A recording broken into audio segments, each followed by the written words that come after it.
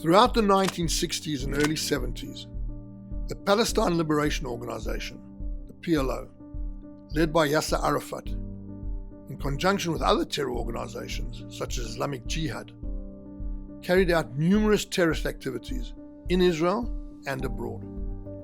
The tit-for-tat military confrontation between the main terror organizations continued unabated for the ensuing decades. These included the hijacking of international civilian planes, the most notorious of which was the hijacking and blowing up of 3 international civilian aircraft at Dawson's Field in Jordan in September 1970.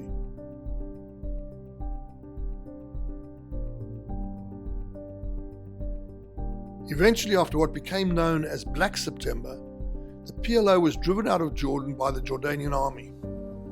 It then set up its headquarters in Lebanon and created a state within a state in the southern part of the country. It was from here that the first Katyusha rockets were fired into Kiryat Shmone in northern Israel in 1968. The pinnacle of the terror campaign in the late 1960s and early 70s was reached at the 1972 Munich Olympic Games, when Palestinian terrorists took over part of the Olympic Village, holding and then murdering 11 Israeli athletes. The irony that 11 Israeli athletes were murdered on German soil after several security lapses was not lost on a shocked world and a numbed Israeli society. Prime Minister Golda Meir ordered the Israeli Mossad to track down the killers and assassinate them. It is important to bear in mind that the terror campaign against Israel was conducted from the occupied territories as well as PLO headquarters in Lebanon and Gaza. When the Oslo peace talks between Israelis and Palestinians collapsed in 1995, the Second Intifada broke out and a vicious terror campaign was unleashed on the Israeli civilian population in the form of a bombing campaign, which included the use of suicide bombers. Buses and restaurants were the favored targets. Between 2001 and 2005, there were 136 terror attacks, including suicide bombers, causing 599 deaths and 766 wounded. The casualties suffered horrendous wounds. The worst of the incidents was the bombing in Netanya of the Park Hotel at the Passover Seder meal in March 2002. Israel retaliated by unleashing Operation Defensive Shield, and the IDF operated throughout the West Bank and Gaza. But it was not until Prime Minister Ariel Sharon took a unilateral decision to remove the total Israeli presence, military and civil, from the whole of the Gaza Strip, that the critical issues, both political and humanitarian, would leap to the forefront of urgent and ongoing crises in Gaza. The Israeli disengagement from Gaza, the Hebrew term was Tochnit Hitnakrut, was the unilateral dismantling in 2005 of the 21 Israeli settlements and the evacuation of all Israeli settlers and army personnel from inside the Gaza Strip. The law, which was passed in the Knesset in August 2004, was called the Disengagement Plan Implementation Law. It was implemented in August 2005 and completed in September 2005. The settlers who refused to accept government compensation packages and voluntarily vacate their homes prior to the 15th of August 2005 deadline were evicted by Israeli security forces over a period of several days. Following the withdrawal, Israel continued to maintain direct control over Gaza's air and maritime space, and all of Gaza's land crossings. It maintained a no-go buffer zone within the territory as well. To this very day, Gaza remains dependent on Israel for its water, electricity, telecommunications, and all other utilities. In other words, Gazans' complete day-to-day way of life. Arik Sharon had originally dubbed his unilateral disengagement plan the separation plan, or Tochnit HaHafrada, before realizing that separation sounded bad, particularly in English because it evoked apartheid. In order to understand the terror campaigns and the resulting wars, it is crucial to have an overview of the timeline of the crises between Hamas, based in Gaza, the Palestinian Authority based in Ramallah, and Israel. 1987. Hamas is created at the start of the first Palestinian Intifada, following a traffic accident involving an Israeli lorry driver. 1993. The first Oslo Accord is signed. Hamas vows to derail the peace process. 2000, July. Israel and the Palestinians failed to reach a final agreement in the peace process at a summit in the United States. 2000, September. The second Palestinian Intifada, following opposition leader Ariel Sharon's visit to Har HaBayit in the Al-Aqsa Mosque compound. 2001 to 2005, Hamas carries out 136 bombings, including suicide bombings in Israel, killing 599 people and injuring 766.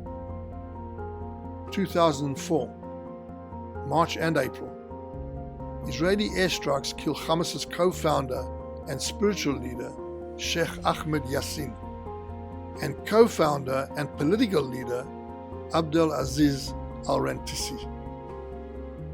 2005, August-September, Israeli forces start a unilateral withdrawal from Gaza, which had been captured from Egypt in the 1967 Middle East War, abandoning settlements and leaving the densely populated enclave under the control of the Palestinian Authority.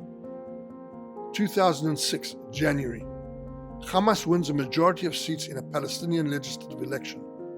Israel and the United States cut off aid to Palestinians because Hamas refuses to renounce violence and recognize Israel. Gaza is now ruled by Hamas, whilst the West Bank falls under Palestinian Authority control, the PA, with Mahmoud Abbas as president. 2006, June the 25th. Hamas militants capture Israeli conscript Gilad Shalit in a cross-border raid, prompting Israeli airstrikes and incursions. Shalit is finally freed over 5 years later in a prisoner exchange, forcing Israel to a U-turn on its policy never to agree to a prisoner exchange.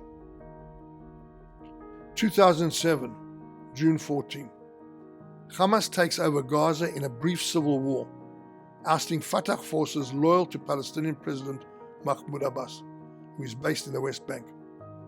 This means that Hamas controls Gaza and Fatah controls the West Bank. 2008, December the 27th, Israel launches a 22-day military offensive in Gaza called Operation Cast Lead, or Feret Yitzukah, after Palestinians fire rockets at the southern Israeli town of Sderot. About 1,400 Palestinians and 13 Israelis are reported killed before a ceasefire is agreed. 2012, November the 14th, Israel kills Hamas's military chief of staff, Ahmed Jabari, and 8 days of Palestinian militant rocket fire and Israeli Operation Pillar of Defense, Amud Anan, follow.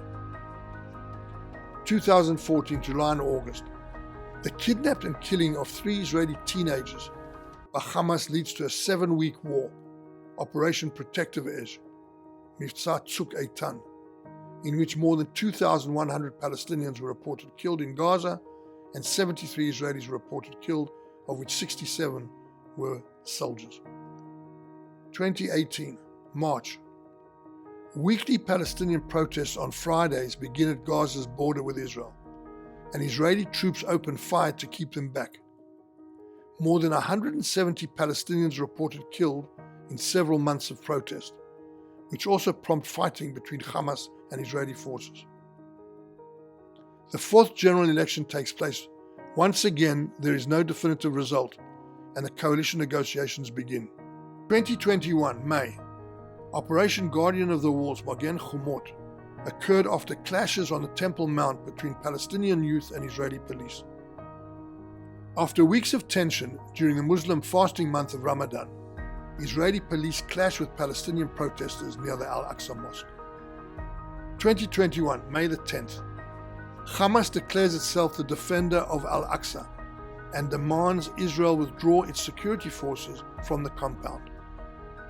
Hamas fires a barrage of rockets from Gaza into Israel. Israel hits back with airstrikes on Gaza.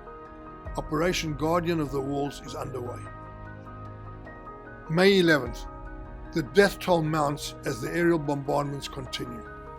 A 13-story residential building in Gaza collapses after being hit during an Israeli airstrike. Israel maintains that Hamas was storing rockets in the building. Hamas denies this, and Palestinian militants launch rockets deep into Israel. Israel's protective Iron Dome comes into use, and very few rockets penetrate the defense system. May 12, the United States announces it will send an envoy to the region. Israel's military kills a senior Hamas commander in Gaza during more hostilities. May 13, Israeli airstrikes and militant rocket fire continue, and violence worsens in mixed communities of Jews and Arabs in Israel. Synagogues are attacked and clashes break out in some towns. May 14, Israel uses warplanes, tanks and artillery against a network of Palestinian militant tunnels under Gaza, in an operation that is followed by more Palestinian rocket salvos. May 17, Israeli missile attacks killed top Islamic Jihad commander Hussein Abu Harbid and hit a 7-story office building that the military said was used by Hamas. Rockets fired by the militants hit a synagogue in the Israeli town of Ashkelon and an apartment block in Ashdod. May 18, Israel says around 4,000 rockets have been launched into Israel from Gaza, but most have been intercepted by the missile defenses. May 19, the United Nations Humanitarian Agency says nearly 450 buildings in the Gaza Strip have been destroyed or badly damaged. Around 52,000 people have fled their homes, with most sheltering in United Nations-run schools.